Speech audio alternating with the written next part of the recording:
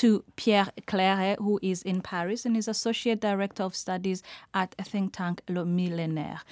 Good morning to you and welcome to the program, Pierre. But first and foremost, before we get into Niger, what's your reaction on this breaking news from Gabon and the coup?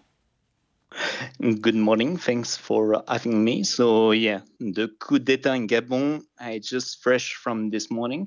So obviously you don't have an official statement from the French government yet.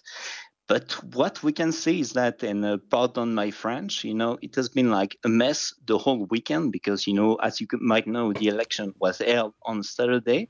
It was very easily contested by the opposition. And actually, Ali Bongo, so the president, the incumbent president, shut down internet and actually all the French public television as well, for fear of interference.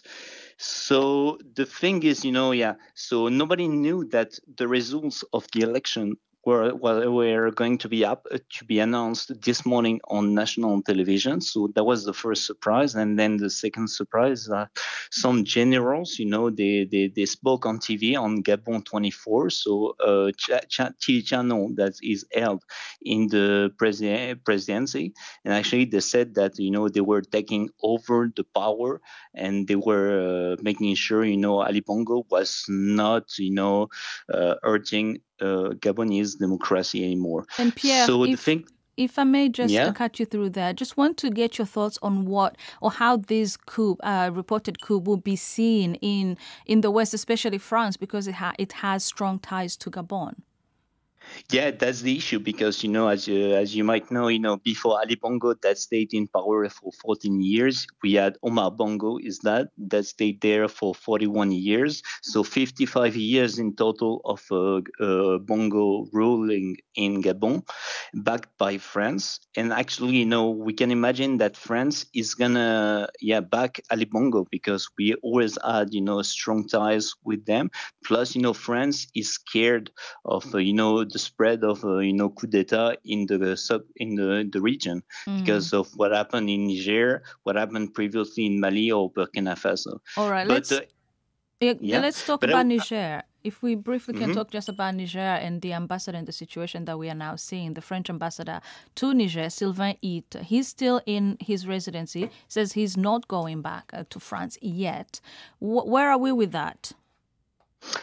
So far, Emmanuel Macron and France are not willing to move an inch. Actually, they still want to defend, the legitimacy, the rule of law, and the president that was democratically elected, so Mohamed Bazoum.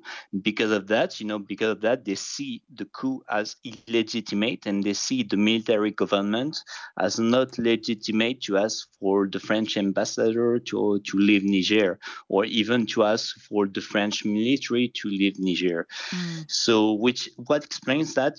2 points I see. First of all, Emmanuel Macron wants to show strength and wants to be firm on that. He wants to avoid, having France being kicked out of this country is seen as weak because, as you might know, in this region, it's very easy, and every military government uses that subject, is to say that France is the reason why everything is going bad. So actually, if we leave Niger, we send a very bad message, and actually more coup d'etat could happen.